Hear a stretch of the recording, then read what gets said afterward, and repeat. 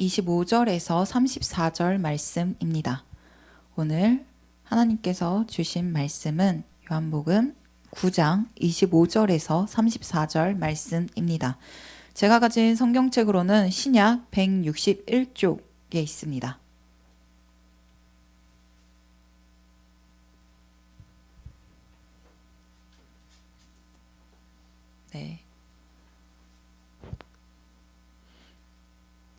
네, 다 찾으셨으면 우리 교독하시고 마지막 구절은 함께 읽겠습니다. 제가 먼저 읽겠습니다. 대답하되 그가 죄인인지 내가 알지 못하나 한 가지 아는 것은 내가 맹인으로 있다가 지금 보는 그것이니이다.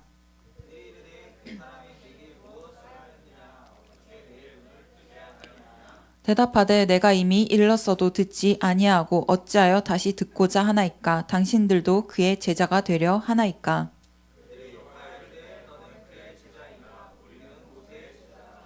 하나님이 모세에게 말씀하신 줄을 우리가 알거니와 이 사람은 어디서 왔는지 알지 못하노라.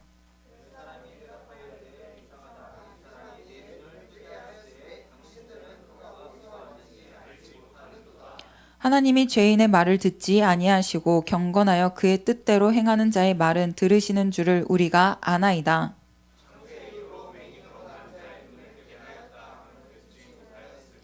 이 사람이 하나님께로부터 오지 아니하였으면 아무 일도 할 수 없으리이다. 함께요. 그들이 대답하여 이르되 내가 온전히 죄 가운데서 나서 우리를 가르치느냐 하고 이에 쫓아내어 보내니라. 아멘. 안녕하세요, 여러분. 안녕하세요. 와, 다들 잘 쉬셨나 봐요. 얼굴이 피부가 좋아지셨네요. 네. 우리 설 연휴를 지내고 만나서일지도 모르겠지만 더 반갑습니다. 우리 반가운 마음으로 우리 앞뒤 좌우에 있는 분들과 함께 밝게 인사해 볼게요. 샬롬. 샬롬. 샬롬. 네, 반가워요. 주님의 평안이 여러분들 삶에 가득 넘치기를 소망합니다. 네.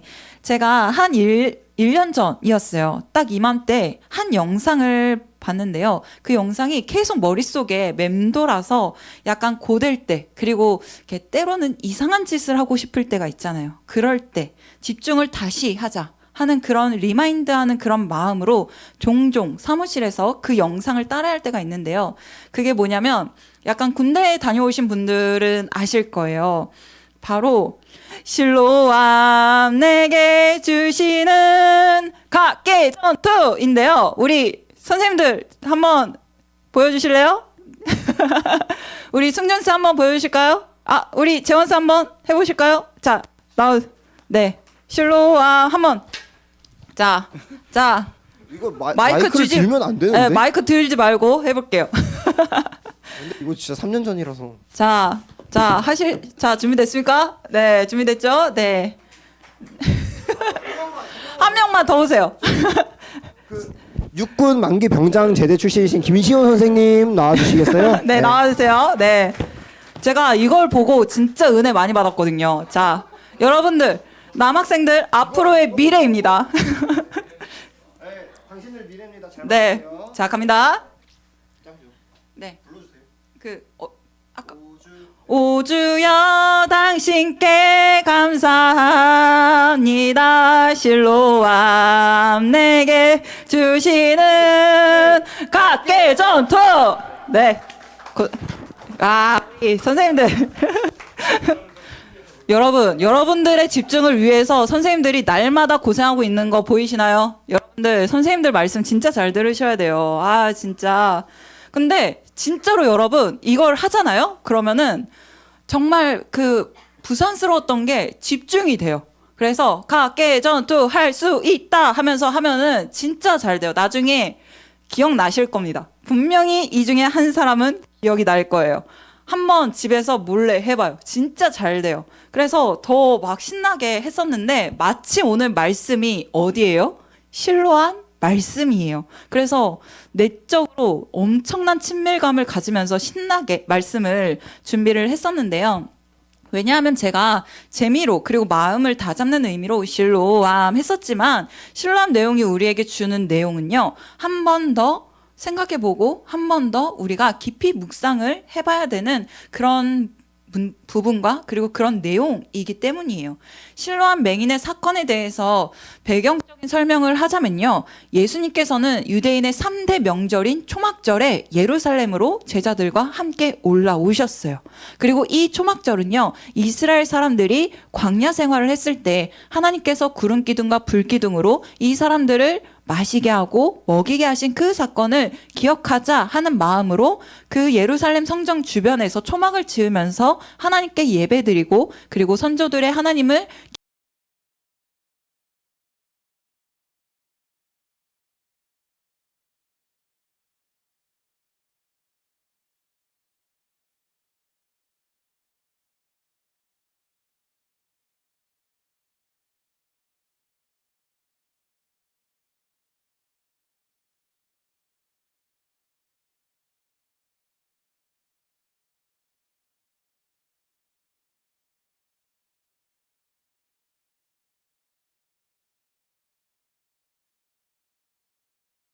바로 이 사람이에요. 이 사람은 그래 정확한 이름은 기록되어 있지 않아요. 다만 표현되기를 실로암 맹인이라고 표현될 뿐이에요. 네, 넘겨주세요. 이 사람은 태어날 때부터 앞이 보이지 않은 사람이었어요. 그렇기 때문에 어쩌면 그 예루살렘 성전 근처에서 구걸하면서 살았을지도 몰라요. 그 이유는 아무래도 명절이다 보니까 예루살렘 성전에 많은 사람들이 몰려들었겠죠. 그리고 이 몰려든 사람들 안에서는 구제와 긍휼이 있었던 사람들이 있었을 거예요. 그리고 그 사람들은 이 맹인을 보면서 돈을 내어주거나 혹은 먹을 것을 나눠 주었을지도 몰라요.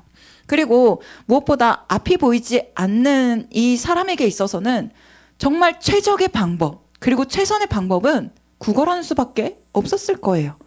앞이 보이지 않으니까요. 그리고 이 고대에서는 정말 그러면 안 되지만 고대에서는 보편적으로 장애를 가지고 있거나 태어날 때부터 몸이 불편한 사람들을 향해서 저주를 받았다라고 이야기를 했어요. 대표적인 이 생각을 한 사람들이 제자들인데요. 제자들의 말을 한번 따라가 볼게요. 요한복음 9장 2절의 말씀이에요. 제가 읽어드리자면요. 제자들이 물어 이르되 라삐요 이 사람이 맹인으로 난 것이 누구의 죄로 인함이니까 자기이니까 그의 부모이니까 라고 물어요. 이를 토대로 보면 그가 앞이 보이지 않는 것, 그것은요 그의 부모나 그의 자신이 죄를 저질러서 신의 벌을 받았기 때문에 저렇게 태어났다라고 생각할 수 있다는 것을 알 수 있어요. 이에 예수님은요 제자들의 이야기를 듣고 이상한 행동을 하기 시작합니다. 정말 이상하게 해요. 왜냐하면 다른 앞이 보이지 않는 자들과는 다르게 예수님이 땅에 침을 뱉어요. 그런데 그냥 한번 뱉는 게 아니라 어쩌면 많이 뱉었어야 할지도 몰라요. 왜냐면 그거를 이렇게 뭉쳐야 했거든요. 그리고 진흙을 만들고 그 진흙을 가지고 그 눈에 바르면서 실로암 못에 가서 씻으라고 말씀하세요. 여기에서 실로암은요, PPT로 한번 넘겨주실래요? 어떤 의미를 가지고 있어요? 보냄을 받았다라는 의미를 가지고 있어요. 예수님은 이 사람을 실로암으로 보낸 거죠. 여기서 참 재밌는 게 대부분 앞이 보이지 않는 경우, 그리고 이 맹인들을 치유할 때 항상 자신이 앞이 보이지 않은 그것에 대해서 정말 애타는 마음으로 주님을 불러요. 그래서 마가복음이나 마태복음의 맹인을 치유하는 사건을 이야기하자면요.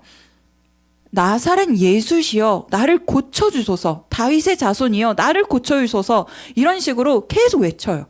주변에 있는 사람들이 말려도 계속 자기를 고쳐달라고 얘기를 해요. 어떤 고침이었을까요? 앞이 보일 수 있게 고쳐달라고 이야기를 해요. 그런데 이 사람은요 그렇게 말도 하지 않았어요. 이 사람은 그저 길에 앉아 있었을 뿐이에요. 그리고 또 다른 게, 다른 사람들을 고쳤을 때 예수님께서는 내 눈이 보일 거야, 내 믿음으로 너는 보게 될 것이다 라고 이야기를 하는데 이 사람한테는 그런 말씀도 하지 않으세요. 그리고 이 사람한테 정말 독특하게도 미션을 줘요. 실로암에 가서 눈을 씻어라 라고요. 우리가 눈이 보이고 제 3의 입장에서는 약간 뭐 그때 있었던 일이니까 뭐 기록된 일이었으니까 그렇게 이야기하니까 뭐 그럴 수 있지라고 이렇게 생각을 할 수 있지만요. 이 사람의 입장을 한번 생각을 해본다면요. 이 사람은요, 매일 예루살렘 근처에서 눈을 감고 계속 구걸을 했을 거예요. 돈 한 푼만 주세요. 돈 한 푼만 주세요.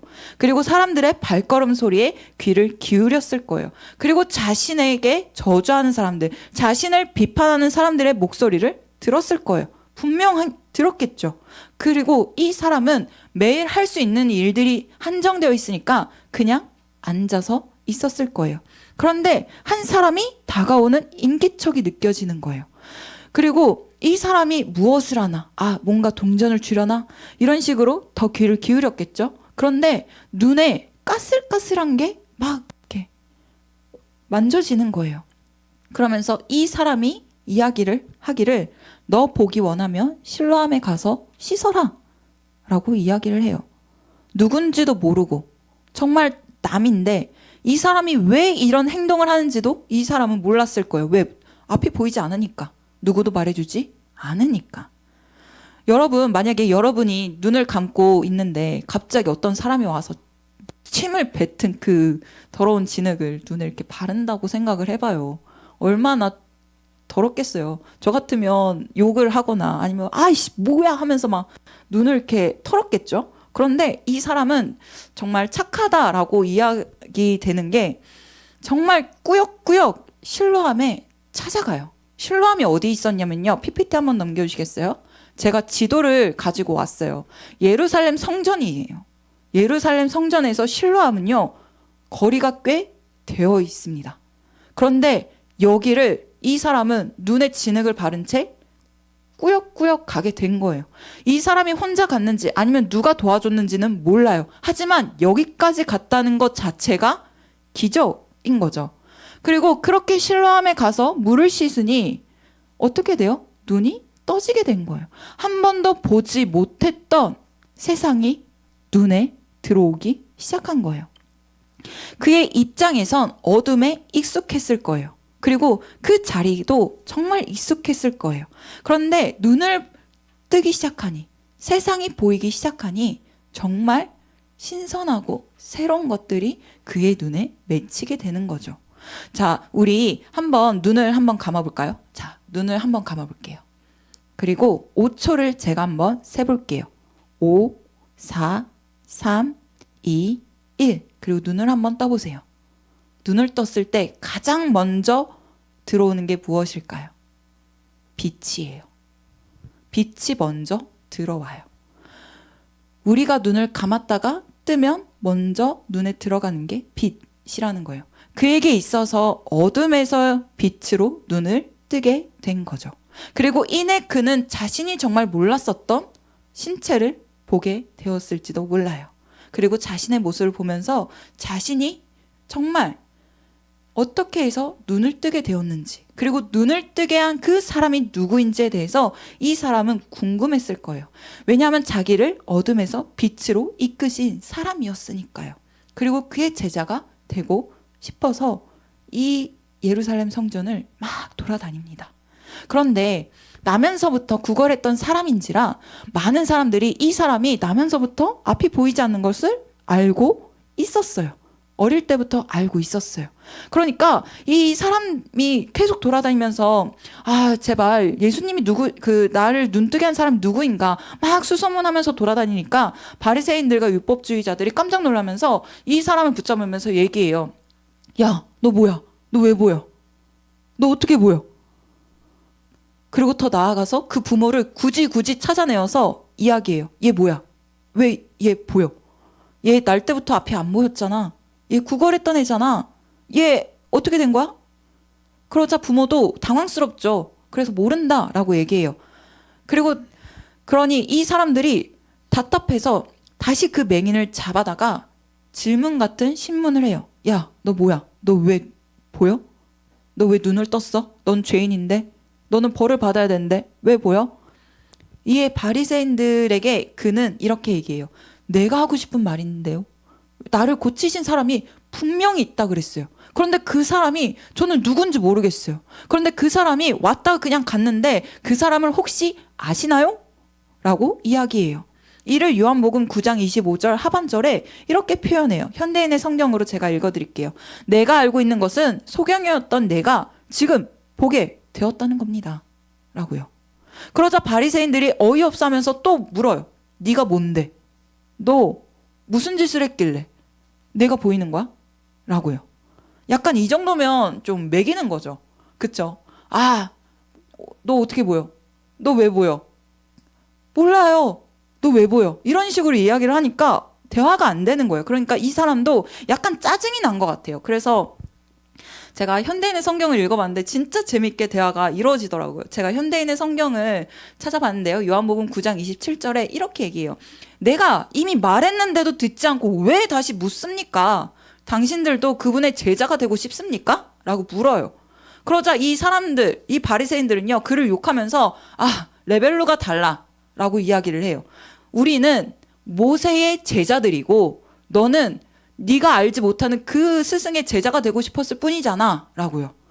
왜냐하면 이 사람의 시대 때들, 그 바리새인들의 시대 때는요, 정말 이 모세라는 선지자가 아주 중요한 선지자였어요. 왜냐하면 구약의 시대에서 이스라엘 사람을 애굽에서 나올 수 있도록 해주었던 리더였고요. 하나님께 보냄을 받은 위대한 지도자였어요. 그리고 선지자였고 이스라엘 사람들이 광야 생활을 했을 때에 정말 여러 가지 위험의 상황이 놓일 때마다 이 사람이 항상 하나님과 대화하면서 그리고 하나님께 나아가면서 정말로 이 중재자의 역할을 잘했거든요. 왜냐하면 하나님이 한 번은 이 이스라엘 사람들을 버리려고 했어요. 죄를 너무 많이 지으니까. 말을 진짜 속된 말로 쳐 안 들어서 정말 버리자. 내가 버릴 거다. 라고 했을 때 모세가 터벅터벅 산에 올라가요. 그리고 하나님께 기도를 해요. 하나님. 그래도 하나님이신데 이 사람들 버렸다고 하면은 뭔가 좀 하나님의 권위가 떨어지고 뭔가 좀 이렇게 앞뒤가 안 맞는 거 아니에요. 얘네 죄 한두 번 보시나요? 봐줘요. 막 이런 식으로 얘기를 해요. 그러자 하나님께서는 그거에 또 풀려요. 그래서 그래 사람들 내가 저들 끌고 간다. 이렇게 이야기도 하셨어요.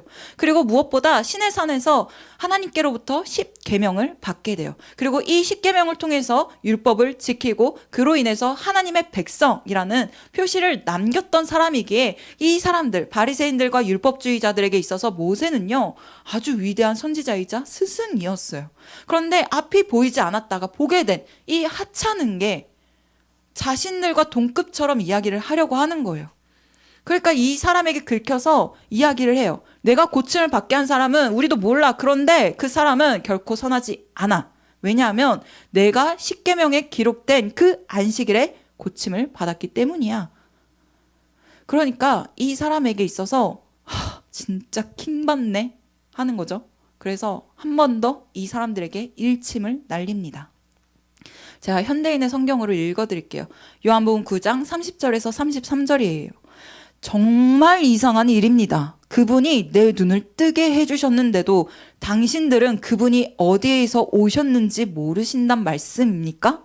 우리는 하나님이 죄인의 말은 듣지 않으시지만 그분의 뜻대로 사는 경건한 사람의 말을 들으시는 것으로 알고 있습니다. 세상이 생긴 이후로 지금까지 소경으로 태어난 사람의 눈을 뜨게 했다는 말을 전혀 들어보지 못했습니다. 만일 이분이 하나님이 보내셔서 오신 분이 아니라면 도저히 이런 일을 하실 수가 없었을 것입니다. 라고요. 정말 똑똑한 답변을 했어요. 하나님께 보냄을 받았다. 그러한 모세의 이야기에 연결성을 부여해서 하나님께서 보내신 분이 아니라면 자신이 어떻게 눈을 뜰 수 있는지, 자신이 어떻게 고침을 받을 수 있는지에 대해서 이야기해요. 그러면서 구약의 선지자들에 대해서 이야기를 하는데 정말로 구약의 선지자들 그리고 그 이야기들을 살펴보잖아요. 그 누구도 그 어떠한 일들도 눈먼 자를 뜨게 한 사람은 없었어요. 그리고 오히려 눈먼 자, 앉은뱅이, 귀먹은 자, 그들을 향해서 고칠 수 있는 사람은 단 한 사람뿐이다라고 이야기를 해요. PPT를 한번 넘겨주실래요? 바로 이사야라는 선지자가 기록했어요. 이사야 35장 5절에 그때 맹인의 눈을 이게 오타가 났네요. 그때 맹인의 눈이 밝을 것이며 못 듣는 사람의 귀가 열릴 것이며 라고 기록이 되어 있어요. 그러니까 오직 메시아만이 그 일을 행할 수 있다라고 이야기를 선포한 거죠. 일리가 있죠. 이 사람의 논리에 바리새인들은 압살당했어요. 그래서 어떻게 하냐면 요한복음 9장 34절에 이렇게 이야기해요. 그들이 대답하여 이르되 내가 온전히 죄 가운데서 나서 우리를 가르치느냐 하고 이에 쫓아내어 보내니라고 이야기해요. 결국 그냥 비겁하게 말로 안 되니까 쫓아내버린 거예요. 그러면서 그래 우리는 할 일 다 했어 이런 식으로 생각하는 거죠. 이 내쫓김을 당한 사람은 여전히 예수님을 찾아다녀요. 그러다가 예수님이 그를 찾아와 말씀하세요. 너는 하나님의 아들을 믿니? 라고요. 소경이 그분이 누구냐고 다시 묻자 예수님은 말씀하세요. 너는 이미 그를 보았다. 지금 너가 말하는 그 사람이 바로 나야. 라고요. 그러자 그는 주님 제가 믿습니다 하면서 주님께 경배하고 예배를 해요. 그의 모습을 보시고 예수님께서는요 한 가지 비밀을 그에게 알려주세요. 바로 39절의 말씀이에요.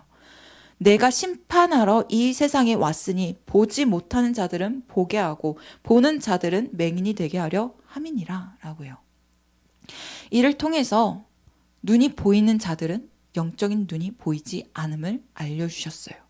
그리고 오히려 눈이 보이지 않았지만 영적인 눈을 들어서 메시아로 오신 그 하나님을 만난 사람은 오히려 눈을 들어 주님을 만나게 되는 사건이 기록된 거예요. 요한은 소위 실로암 맹인의 치유 사건을 기록한 것은요. 정말 그때 당시 눈이 보이지 않음에 그것에 대한 저주받은 자들, 소외당한 자들, 그렇기 때문에 당연히 배척당해야 되고 당연히 어둠 가운데 있어야 되는 자들, 그리고 그를 통해서 구걸할 수밖에 없는 그 인생들, 그러한 인생들을 그냥 기록한 게 아니에요. 그 한 사람의 이야기를 통하여서 배척받는 자들까지도 주님은 우리를 사랑하시고 긍휼히 여겨주시고 어둠 가운데 있을지라도 당신을 통해서 그 빛을 보게 하시고 그를 통해서 증거했던 그 사람의 그 이야기를 기록함으로써 눈이 보임에도 정말 기대했던 그 메시아를 만났음에도 눈이 띄어지지 않아 부정했던 사람들의 이야기예요. 저는 우리가 이 이야기를 통해 다시금 우리 스스로를 돌아봤으면 좋겠어요. 저는 정말 우리가 솔직히 어둠이 더 편해요. 세상이 더 편해요. 그리고 우리가 그때에 있을 때 가장 색깔도 나오지 않고 우리가 막 해도 상관없어요. 그런데 그럼에도 불구하고 우리가 이 길을 따라 나서는 것, 그리고 우리가 눈을 들어 주님을 바라봐야 되는 이유는요. 빛으로 오신 그 예수님을 맛보았기 때문이에요. 그리고 우리의 눈이 띄었기 때문이에요. 그렇게 저는 소망하는 것이 정말 우리를 위해서 죽음과 조롱 가운데에서 두려움 가운데에서 어둠 가운데에서 우리를 건지시기 위해 빛으로 이 세상에 오셨고 우리의 죄를 위해서 십자가를 담당하셨고 거기에서 끝나는 것이 아니라 부활로 인하여서 우리에게 산 소망과 그리고 희망을 주셨던 빛으로 오셨던 그 주님을 우리가 기억하고 그 주님을 사랑하며 그 주님을 인격적으로 고백하면서 빛의 자녀로서 세상의 빛과 소금의 역할을 감당해야 된다고 생각해요. 그리고 정말 날마다 희망하는 것이 그러기 위해서는 우리는 언제나 날마다 기도하고 말씀을 읽고 그리고 서로를 위해서 언제나 환대하고 주님의 사랑을 삶의 자리에서 전하는 우리들이 될 수 있기를 간절히 바랍니다. 네, 우리 함께 찬양을 부르실 건데요.